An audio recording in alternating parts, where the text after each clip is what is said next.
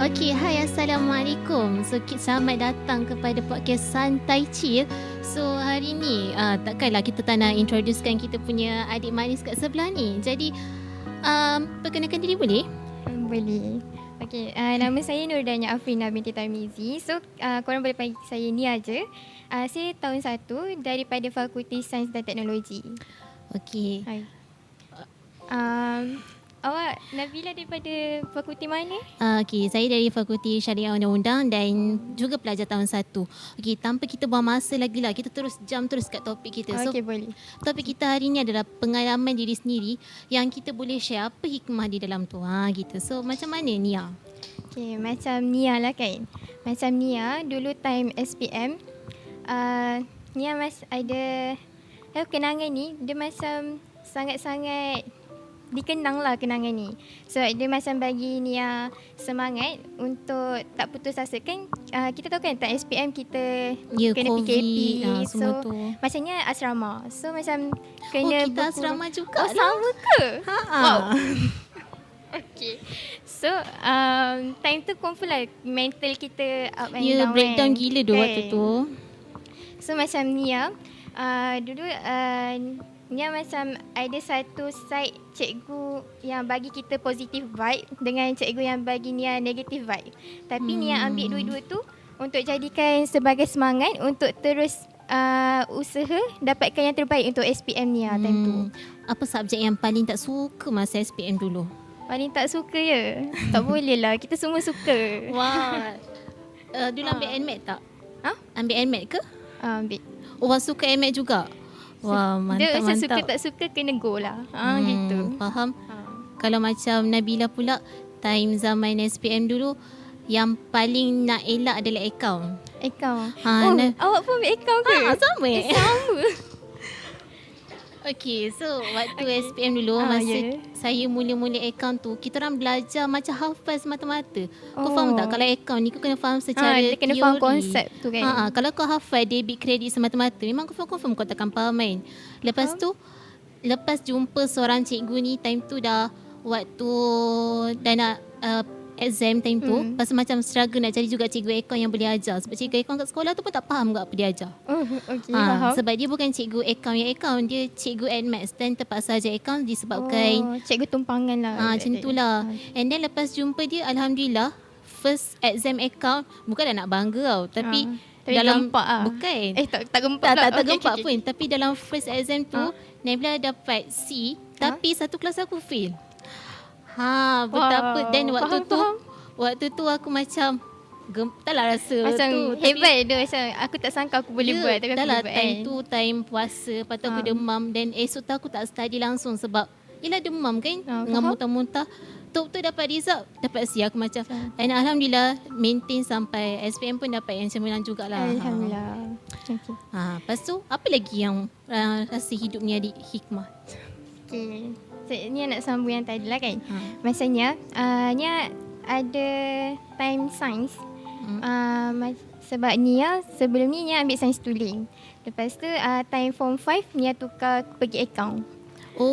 Kenapa tukar? Sebab rasa macam tak boleh go kan. So kiranya budak faham. So kita belajar dua-dua sebenarnya. Wah, mantap. Tapi Nia pergi akaun. Lepas tu macam time tu kritikal lah kan. Sebab macam time form 5 kita nak SPM, time tu kita tukar kelas. Macam yelah, nak kena belajar kan. dari basic lagi. Lepas tu macam time kat akaun kita belajar sains biasa je. Lepas tu Nia aktif tau. Nia macam aktif catur, aktif sukan lah. Lepas tu ada cikgu Nia ni, dia macam bagi negative vibe tau untuk Nia. Macam dia cakap, kau ni aktif sangat-sangat ni, macam kau boleh ke buat nanti dalam kau baru masuk tak baik dulu cikgu tu. Lepas tu time kelas, time exam pertengahan gitulah. Apa tu Nia punya exam paper science C, macam kawan-kawan yang lain semua A.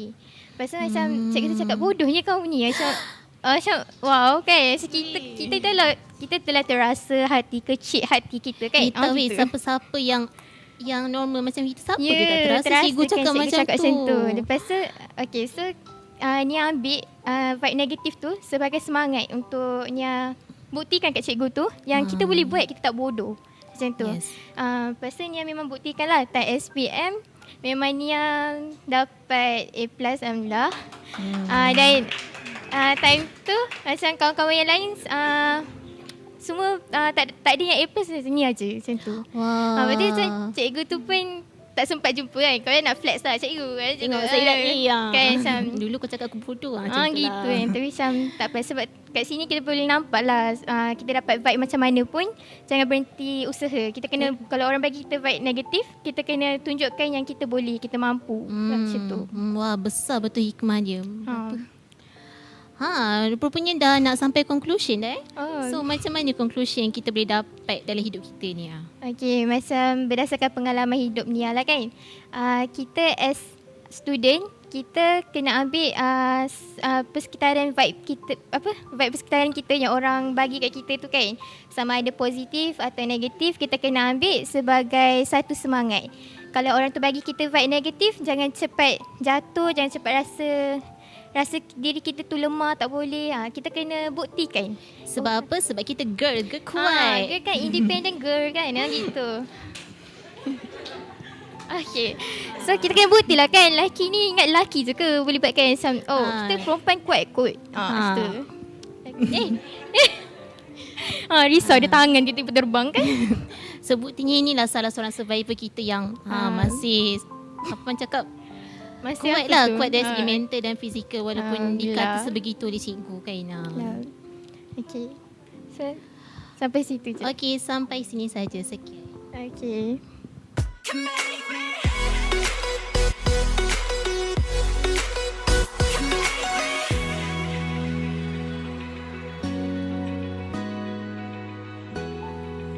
Okay, Assalamualaikum. So, kembali semula bersama saya, host anda, Nia. So, kita sekarang nak sambung ke next topik. Next topik kita, cerita ke apa? Cerita hantu. Dengar macam klise tapi best tau. Dia macam confirm lah semua orang tertarik kan dengan cerita hantu kan. Lagi macam seram-seramnya, macam biar tak tidur malam gitu kan. Okay. Okay, so Nia nak tanya Nabila. Sepanjang hidup Nabila lah kan, apa kenangan seram lah yang kenangan seram personally nak kata Nabila jenis yang hijab tu buka ke apa tak, tapi pernah lah sekali tu ni waktu sekolah rendah lah. Cerita ni tak seram sangat pun, kita seramkan. Kita seramkan. Okay, so time ni time sekolah rendah. Time tu ayah Nabila kalau setiap kali subuh dia akan ketuk bilik suruh bangun subuh tau. Tapi time tu so macam dengar orang ketuk bilik, so macam bangunlah. Lepas tu macam ni bilik luar tu dekat bahagian baju-baju lah, so ayah akan ambil baju kat luar nak gosok baju. Lepas tu pun bila check kat luar tu nampaklah ada bayang-bayang ayah yang ambil baju. Lepas tu bila nak masuk bilik nak mandi tengok ayah aku tidur. Lepas tu dia budak sekolah rendah, siapa je tak takut. Lepas aku nampak macam tu, tengok jam baru pukul 5 something tau. Tak pukul 6 lagi, tak subuh lagi. Lepas tu masuk bilik terus gesa ambil Quran baca. Terus time tu macam Allah je lah yang berlaku. Bagus juga sebenarnya, dia macam dekatkan diri kita dengan Allah kan. Tapi tak seram sangat lah yang tu. Yang seram dengar daripada cerita orang lain. Okay, apa tu? Macam menarik je. Okay, kalau korang pernah dengar lah, ada satu YouTube dekat ada satu YouTube yang nama dia Sembang Chill ke Santai Chill Sembang macam Santai Chill. Santai Chill rasanya. So dalam tu ada kisah yang seorang lelaki ni kahwin dengan bunian selama 3 tahun. Wow. Wah, korang pernah dengar kahwin dengan bunian 3 tahun? Dia tak perasan ke bini dia tu bunian? Okay, cerita dia macam ni. Macam mana? Macam ni. Okay. Cerita dia dekat sekeliling apartmen dia tu macam ada pokok buluh macam tu lah. Tapi dia macam tak expect pun dia masuk dalam bunian punya alam tu, sebab time dia mimpi dia masuk dalam satu alam lain. Lepas tu dia ternampak dengan seorang perempuan ni. Lepas tu macam perempuan tu macam nak tunjuk separuh sikit-sikit jalan muka, tapi dia macam tak expect apa-apalah. Dan dia perasan setiap kali dia mimpi benda tu, dia bangun je pagi esok confirm orang dah azan subuh. Maksudnya di waktu orang azan Allah Akbar tu, time tu dia bangun. Lepas tu time dia bangun tu, betul dia dah macam pelik. Apa bertiap-tiap hari aku alami benda yang sama. And then dah cukup seminggu, tiba-tiba perempuan tu kenalkan diri dia as apa nama dia, contoh nama dia Puteri, so dia kenalkan nama dia as Puteri.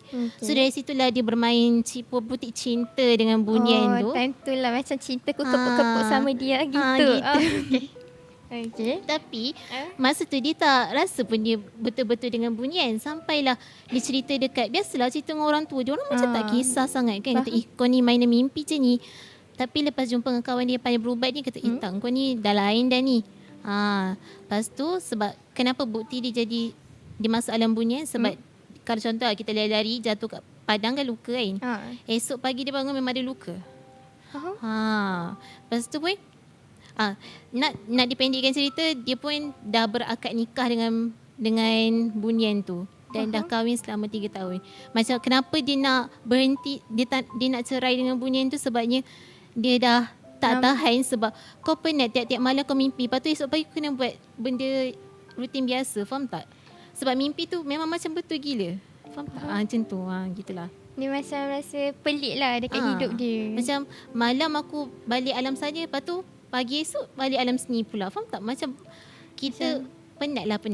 Sebab tu nak bercerai. Alhamdulillah dia pun dah ada sampai 4 orang anak macam tu. Lebih kurang macam tu lah. Dia kahwin ni manusia biasa lah. Dia manusia biasa pula. Tapi cara dia nak ceraikan dengan bunian tu susah gila lah. Yelah. Sebab bunian kan sekali dia ada tepati janji dia tu. Tapi nak promote lah, kalau korang nak dengar boleh dengar kat YouTube tu. Okay. Boleh pergi San Tai Chi. Okay, kalau Nia takkanlah tak ada pengalaman seram? Nia macam Nia ada ke? Rasanya macam tak ada sangat lah. Tapi macam ni dalam family lah. Dalam family Nia ni, time tu ni ada ni ada makcik tau. So makcik ni dia baru macam anak dia baru je 2 bulan gitu. Lepas tu time tu dia nak balik kampung. Makcik Nia ni dia berhenti dekat satu tempat sebab anak dia ni menangis tau. Anak dia menangis teruk gila. Lepas dah menangis tu balik rumah, anak dia still lagi menangis. Confirm dah kena sampuk dah tu kan? Macam tu. Lepas tu tiba-tiba ada orang ketuk rumah tau. Orang ketuk rumah tu dia cakap, dia tanya, ada budak nangis Lepas tu orang tu dia bukan orang kampung situ tau. Makcik tua? Bukan, dia lelaki ada 2 orang macam tu. Lepas tu lepas tu dia terus masuk rumah. Dia masuk rumah, dia pergi dekat baby makcik Nia tu. Lepas tu dia tak tahulah dia baca apa benda, terus budak tu senyap. Lepas tu wah, mistik lelaki macam tu. Lepas tu orang tu keluar. Masalahnya bila makcik Nia pergi keluar balik, tengok tak ada kereta apa-apa pun. Macam tu lah. Tapi, macam gitulah. Tapi kan, cakap pasal pengalaman seram ni, kalau kita tak ada hijab, janganlah gatal-gatal nak pergi buka. Sebab dah sekali buka dah memang buka lah, selama-lamanya susah nak tutup balik. Betul. Okay. So sampai sini je rasanya kita punya cerita seram kita. Okay.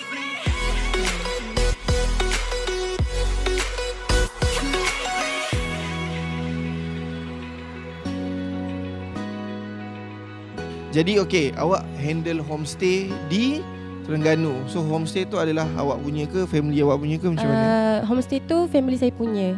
So itu adalah business family lah. Business my family. Dan awak bertanggungjawab untuk menguruskan dia kalau ada apa-apa tempahan. Ya, untuk memang awak seorang je ke ataupun saya dengan kakak saya, tapi untuk 99% tu saya yang mencari customer di media sosial, dan saya juga yang save semua nombor-nombor customer yang lepas-lepas.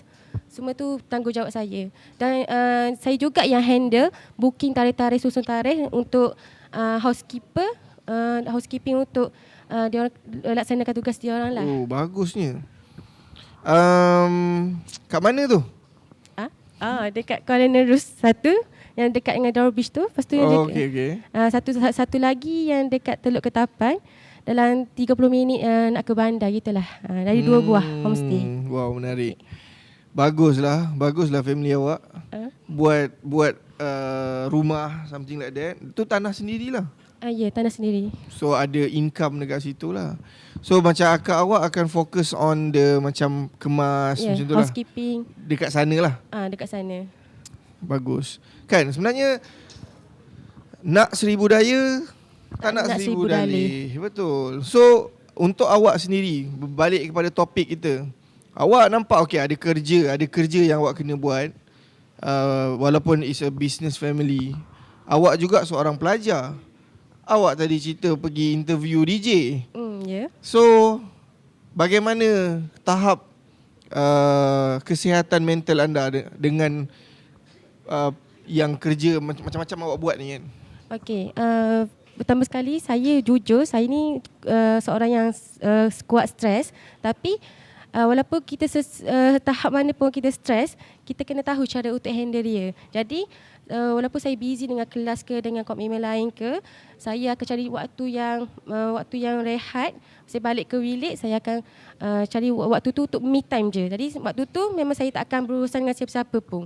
Saya perlukan rehat, saya perlu berurusan untuk diri sendiri, untuk self care, semua benda tu lah. Dalam 1 jam ke 2 jam ke. Tapi saya akan beritahu lah kawan-kawan saya yang saya perlukan me time. Jadi saya tak, waktu tu lah saya memang urus diri saya lah waktu tu. Okey, banyak orang tertinggal benda ni lah. Maksudnya dia ambil mudah. Bila kita nak perform dalam rutin kita seharian, tak kisahlah buat apa-apa, paling penting untuk kalangan korang adalah belajar lah. Untuk korang perform dalam belajar, ramai yang terlupa ataupun terlepas pandang di mana korang pun kena perform untuk rehat. Ya, betul. Macam saya dulu masa dalam bidang atlet kan, saya setiap malam nak tidur, saya akan berterima kasih pada tangan saya akan berterima kasih pada kaki saya. Betul. Lepas tu next bila nak suruh tidur tu macam okey rehat terima kasih hari ni, esok buat lagi, esok perform lagi. Kadang kita kena alert dengan tubuh badan kita, kaki, tangan semua. Kadang kita tak perasan yang kaki kita sakit urat lah, sakit saraf. Betul. Jadi waktu tu lah kita kena alert. Kalau kita sakit saraf, rehatkan tangan kita.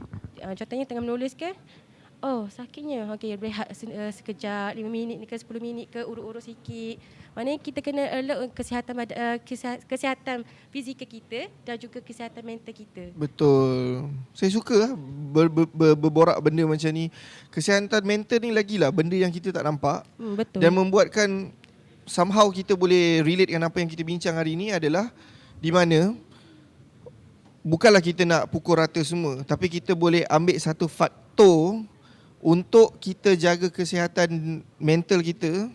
Dia sebenarnya adalah tanggungjawab kita lah. Betul, tanggungjawab kita. Jangan dah sampai parah baru nak melalak. Pasal kesihatan mental ni bukan terjadi sebab faktor persekitaran je. Tapi kita diri kita ni ada tanggungjawab kita sendiri. Betul, setuju sangat. Ya, betul. So baguslah untuk bincang benda-benda macam ni. Dan sepatutnya dalam dunia yang sekarang kan, generation sekarang ni sangat didedahkan dengan mental health dan sebagainya. Sepatutnya dengan pendedahan itu bukan kena jadikan benda tu alasan, tapi kita kena tingkatkan lagi kita punya penjagaan yang tadi kita dah bincang lah kan, supaya betul, kita dapat elak benda tu.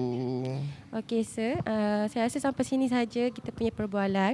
Jadi untuk kesimpulannya, kesihatan mental ni sangat-sangatlah penting untuk kita semua, bukan untuk pelajar sahaja, tapi untuk semua orang, tak kira lah sesiapa pun. Jadi marilah kita sama-sama alert dengan kesihatan mental diri kita dan juga rakan-rakan kita dan semua orang di sekitar kita.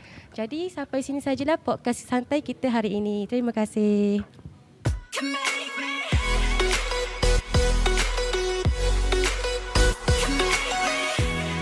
Datang ke podcast kita yang bertajuk pengalaman diri sendiri yang boleh dikongsikan hikmahnya.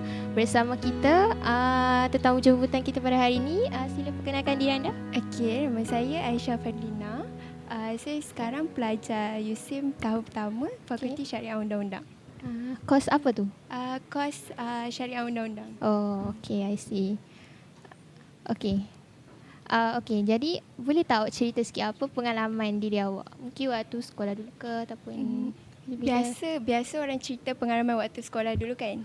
Tapi lepas je SPM, apa yang orang buat? Biasanya orang maybe stay dekat rumah je ataupun tu. Tapi kalau saya lepas SPM, saya bekerja. Oh. Dulu saya bekerja dekat kedai mi tarik dekat UKM. Oh. Lepas tu daripada pengalaman bekerja ni, apa yang saya boleh sharekan walaupun penat sebab setiap hari kena datang kerja, bangun awal. Padahal lepas SPM kita boleh je rehat. Tapi saya dapat duit untuk bayar yuran universiti sendiri tanpa dapatkan bantuan daripada ibu bapa saya lah. Macam tu. Lepas tu dan saya dapat bertemu dengan ramai orang. Sebab dekat kedai tu ada orang luar, macam seram. So kena jaga diri sendiri. Kerja tu hari-hari ke? Setiap hari? Tak, dia sehari cuti dalam seminggu. Oh. Awak kerja tu dari pagi sampai petang ke malam ke? Dia ikut shift. Ikut shift. Kadang-kadang daripada pukul 8 pagi sampai 5 petang. Kadang-kadang 11 pagi sampai 8 malam. Awak dulu kalau saya lepas CPM saya ambil lesen kereta. Lagipun kita kan SPM lambat sikit kan. Kita habis dalam bulan 3. Lepas tu saya terus ambil lesen. Dan Alhamdulillah sempatlah sampai sebelum masuk Tamhidi. Kita sempatlah ambil lesen. Kayaknya saya ada pengalaman lesen tapi tak adalah pengalaman kerja. Macam tu. Faham. Awak ada ambil lesen? Tak ada. Mahal sangat. Mahal sangat. Sekarang kerajaan patut kurangkan yuran untuk ambil Betul. lesen tu. Patutnya sebab kalau kereta kalau auto atau manual kan lebih kurang 1,000 lebih kan. Betul. Jadi macam Alhamdulillah waktu tu dalam nak dekat 1,000. Tapi start lepas saya daftar, ramai sangat lepas saya SPM yang daftar mandu kan, lesen mandu, dia jadi dah 1,000 lebih dah. So macam kesian lah kat situ sebab mungkin ada orang yang tak mampu nak bayar kan. Kadang-kadang mungkin itulah dah lah nak beli nak ambil lesen lagi. Lepas tu nanti kalau nak beli kereta lagi kan kena beli duit lagi juga. Macam tu. Dulu ambil lesen kereta dengan motor ataupun Tak. Ambil kereta je. Sebenarnya ayah suruh ambil motor sekali tapi tak apalah, ambil kereta je lah. Tapi time ambil lesen kereta tu ada tak macam, sebab kadang-kadang ada yang saya dengar dalam berita yang cikgu lesen gatal ke yang try nak menggatal perempuan, tak ada. Alhamdulillah tak ada. Alhamdulillah semua baik-baik. Tapi mungkin adalah yang garang tu. Contohnya hari kelas kedua kan, kita macam mungkin kita tak ingat jalan lagi. Lepas tu kita macam tanyalah, saya orang Kedah kan, kau nak kanan ke? Lepas tu dia kata, tu pun tak ingat lagi. Macam sabarlah baru kelas kedua. Macam still tak ingat lagi. Baru nak adapt kan, macam mana jalan ikut mana. Macam tu lah. Kalau yang gatal tu rasanya tak ada kot. Tapi waktu test JPJ adalah waktu tu dia cakap kita bolehlah macam ni lah pemakaian kita kan. Lepas kata, awak kos apa? Lepas kata, kos account. Lepas tu dia kata, saya ingat awak nak jadi ustazah. Lepas tu dia kata, sebab nampak lemah lembut, tudung labu, boleh ni jadi ustazah. Lepas tu kata, ustazah sekarang pun pendapatan banyak. Contohnya Ustazah Asma Harun. Sekali tu dah berapa ribu dah. Dia kata, tak apalah tuan, saya nak jadi accountant. Lepas tu saya nak masuk pejabat lah akhirnya. Saya tak nak jadi ustazah kan. Lepas tu dia kata, tak apalah, muda lagi umur 18 kan. Lepas tu dia kata, lepas tu dia kata, saya pun suka yang muda-muda ni. Lepas tu pasal aku saya buat tak dengar lah. Tak apalah, tengok jalan-jalan ni kan. Tapi Alhamdulillah lepas tu habis tu lepas je lah. Lesen ambil manual ke auto? Sebab itulah baguslah siapa yang ambil manual ni kan. Tapi sebab kereta banyak sekarang pun auto kan. Faham. So itulah. Awak ada macam rancangan nak ambil lesen ke? Tak ada. Memang tak ada langsung. Sebab dengar daripada pengalaman kawan-kawan saya, semua macam ambil lesen lepas tu gagal. Lepas tu diorang sangatlah kecewa daripada diorang gagal tu. So saya bayangkan diri saya memandu kereta pun menakutkan. Oh, So pengguna takut jalan lah. raya sekarang bukannya semua berhemah, ada yang tak berhemah. Syek Hon je manjang kan. Lepas tu nanti kalau tahun 2 kalau boleh bawa kenderaan tak nak bawa. tak apa, kita boleh tumpang orang. Tumpang orang. Okey, Betul. faham. Kita boleh gunakan kawan-kawan kita. yang Gunakan mana ada kawan-kawan. lesen. Betul. Okey. Tapi itulah saya kan ambil lesen kereta kan. Rasa macam tak berminat untuk ambil lesen motor. Entahlah sebab perempuan kan. Lagipun tak apalah, nanti tahun 2 mungkin. Kalau ada rezeki bawa kereta kan. So tak payahlah. Tak payahlah buat masa sekarang. Tak naklah ambil lesen motor. Dan kalau nak ambil tu pun itulah dia kena ada, itulah kena ada sifat keazaman kan. Kadang-kadang mungkin ada cikgu garang ke apa. Betul. So itulah. Susah sikit. Daripada pengalaman awak tadi, kita dapat faham yang kita manfaatkan masa yang ada. Macam awak bekerja kan, dan saya pula ambil lesen kereta. Jadi kita kenalah manfaatkan masa yang ada dan teruskan kita punya kehidupan dengan Ikutlah lancar. perancangan masing-masing kan. nak buat apa. Betul. Okey, jadi kita berehat seketika, kembali selepas ini.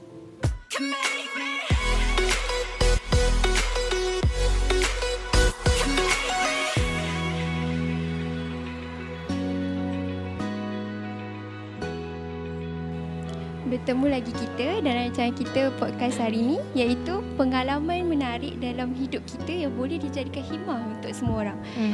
Macam tadi kan kita dah cakap pasal pengalaman lepas sekolah. Macam mana pula dengan pengalaman waktu sekolah?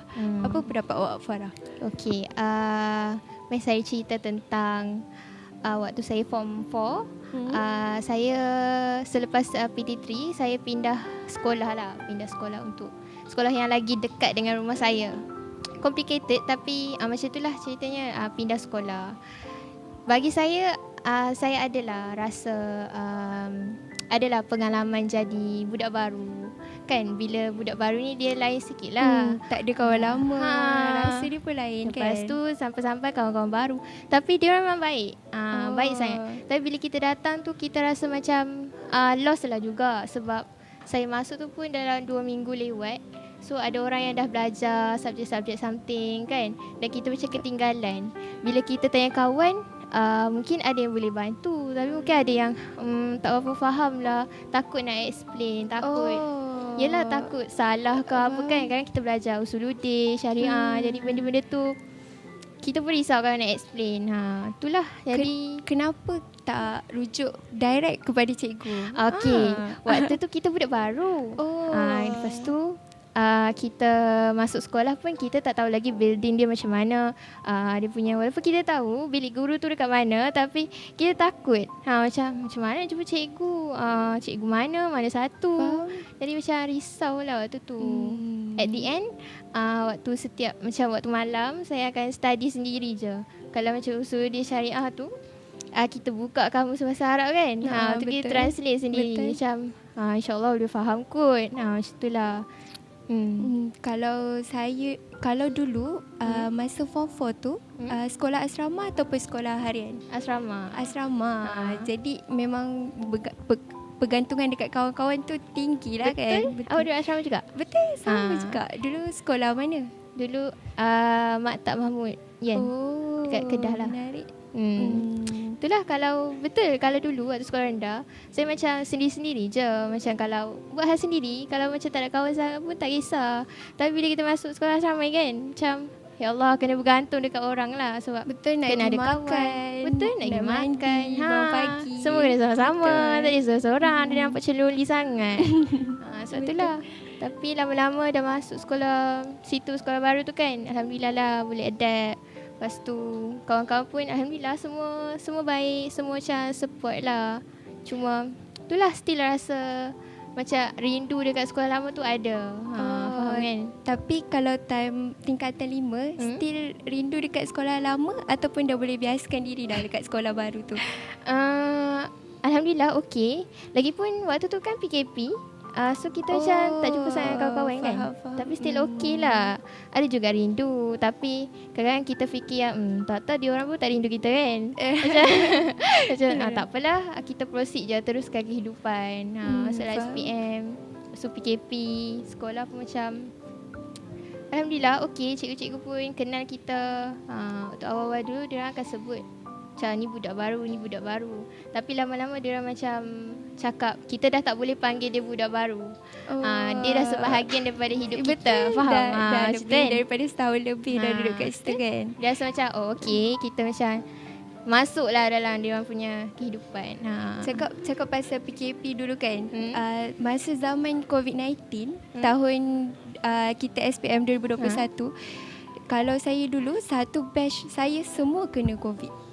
Hampir ya ke? keseluruhan lah. Kena juga? Sebab tu kalau kita orang takkan ambil SPM dengan orang biasa. Oh, Kita orang ambil lambat SPM sikit. yang lambat sikit. Terdekat sekolah harian. Jadi saya rasa macam benda tu tak adil lah. Sebab bila dengar soalan sejarah daripada kawan saya yang sesi 1, dia orang punya senang. Tapi part kat kita orang susah, jadi susah. Bukannya yang macam tingkatan 4 awal-awal tu, tapi yang tingkatan 5 yang akhir-akhir yang pasal dadah, pemerdagangan manusia.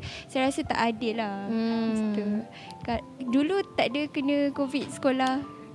Ada juga yang kena, tapi tak ramai. Dan alhamdulillah lah macam sebab kita asing putera-puteri kan, lelaki perempuan. Kebanyakan lelaki je yang kena, yang perempuan tak kena. Dan saya pun sampai sekarang tak pernah ada pengalaman kena COVID sebenarnya.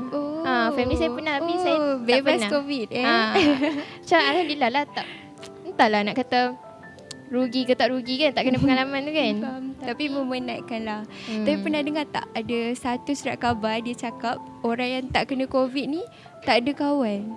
Betul ke? Maksudnya? Maksudnya sebab COVID ni kan salah satu penyakit yang senang berjangkit kan. So dia tak ada kawan sebab tu dia tak berjangkit. Maybe. Tapi awak ramai kawan je kan? Ada je, alhamdulillah. Kita nak tak nak kena ada kawan juga. Itulah. Lepas tu